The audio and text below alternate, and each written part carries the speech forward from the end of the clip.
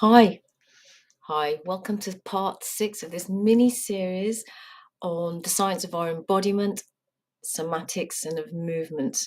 How our mind and body in connection is a science, it's a reality, and why it's so important. And today's topic is actually huge. So I've been doing these mini talks like 10 minutes each. I've started a bit late today, but it's a huge topic, accessing our inner GPS, our internal sat nav, our internal navigation system for guidance. Because so often when we're feeling lost or, we're seeking outside all the time, we're seeking new tools, new systems, new people, new ideas. And often the answers are there within us. Sometimes we need help and guidance, 100%. But a lot of the time, we're not actually listening to the guidance that we have within us. So, our internal GPS, our internal sat nav. So, I'll give you an example. When we meet someone new in whatever capacity, okay, we might we might immediately relax with that person. We might suddenly immediately feel a bit on edge. We might even say that they make our skin crawl. We might say that our hair stood on end. And we might notice how our breath starts to be. If we're feeling relaxed, we'll just be calm. Our breath is smooth and even. If someone irritates us, our breath, even we might not even realize we're being irritated until we notice, actually, my breath is not even anymore. In fact, if you were really uncomfortable with someone, you might even start hyperventilating, right? That is a somatic reaction. That is our bodies telling us something, giving us a signal. Children are great like this. Children have this, they're so much more in tuned to their sixth sense. We can take a baby or a young child to a place that doesn't feel very friendly, that something perhaps has happened in that place, but even, there's just something about the place is not warm and inviting or welcoming. I've done that a few times with my son. I've taken him somewhere, and when the situation doesn't feel right, he just starts crying. Children will just start crying. They will sense and feel that something's not right, that's not up, it's not right, right? The other main way, well, there's a couple of other main ways. One of our other brains is our gut brain, our enteric nervous system. In our stomach, we have 100 billion neurons. I think our brain has about 5 billion or something, but we have 100 million neurons in our stomach. So we sense and feel things in our stomach, and our stomach will give 90% of the information from our stomach goes to our brain, whereas our brain hardly sends any information to our stomach. It's all the other way around. And I can give you some examples, and I'm sure you all have your own. How many times have you decided to do something, but you had this kind of suspicion or feeling that it wasn't quite right, or you weren't sure, but you went ahead anyway? And then, sure enough, somewhere further down the line, it comes back to you. Perhaps you hired someone and you weren't sure about them. You took someone on board for a project and you just had some sort of unexplicable feeling about them. Sure enough, later on, they do something that's really not acceptable, or their behavior is not appropriate. Something's not right. So in the end, they're out the window. Or you make a decision and your head said, no, this makes sense. But actually, it's not even your heart. It's something deeper than that. The heart's a whole other issue. But this is something deeper. Something's just like this, just doesn't, I'm just not quite sure and I can't quite put my finger on it. But you go ahead anyway. And then sure enough, something happens later on. Or how many times have people narrowly escaped a situation because they thought, something's telling me I shouldn't do this now. Something's telling me I shouldn't go into that building right now. And then sure enough, what happens? Not long afterwards, something disastrous happens. I've had to make we've all had to make some big decisions in our lives, right?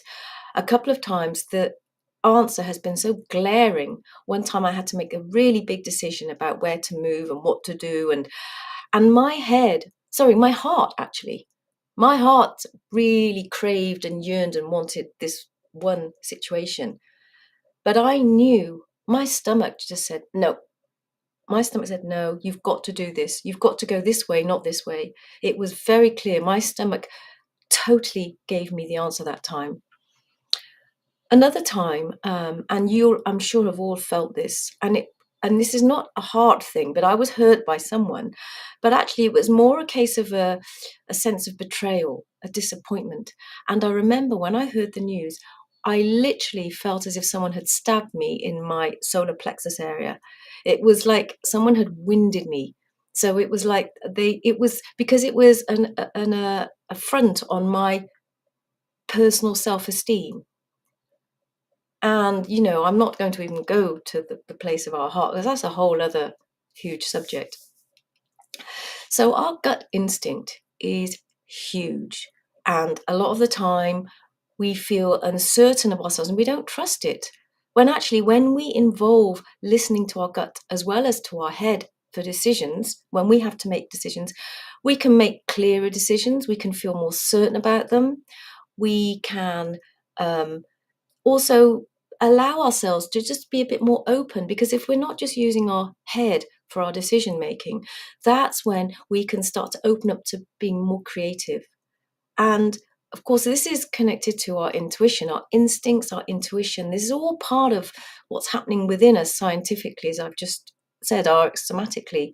And that's why for children, they're very much encouraged to use their intuition and their imagination, because it makes them have more interesting, creative ways of thinking, being, doing. Gives you more confidence and surety of what you would like, and it just gives you that confidence to do something that is more creative, because your head again might say, I don't know about that, that's not, I'm not sure that, and your head will go for the safer thing. Your head will go look at the logic and the facts and the figures, but the rest of you will access that whole other side of you that goes beyond the logic, beyond the left brain, beyond the safety. Still listening to your body, to what feels safe, but when it's feeling like a strong message. So the invitation really is to just be more opening to listening, not and receiving, not just from here, being open to what ideas might come, that sometimes, ideas have just come from nowhere. You're going for a walk, you're doing something, you're moving.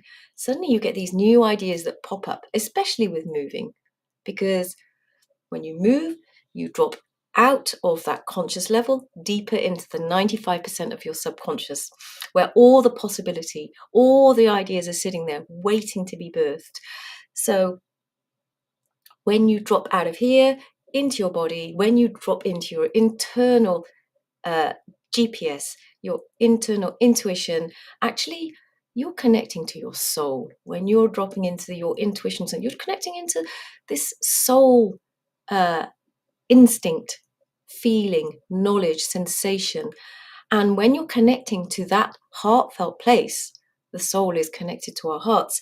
Actually, you're connecting to this whole other self that is wiser, your higher self, the self that is free of the fear, because it's just connecting to deeper knowledge and wisdom that you have within you. So if you like a way to drop into your body in a fun way so that it can help inspire you with your creativity, then grab my free creativity playbook that's in my bio. It's a great little resource, give you some instant tips on how to move to be more creative, and pointers to why you might be feeling creatively blocked. Okay, I hope you enjoy this session. Drop some comments, anything that you'd like to ask me about. I'm still still learning how to do tech properly, but anything that comes up for you about this session, anything you'd like to ask, anything you'd like to address in these little weekly sessions, I'd love to hear from you. Have a great Wednesday. Enjoy the rest of your day.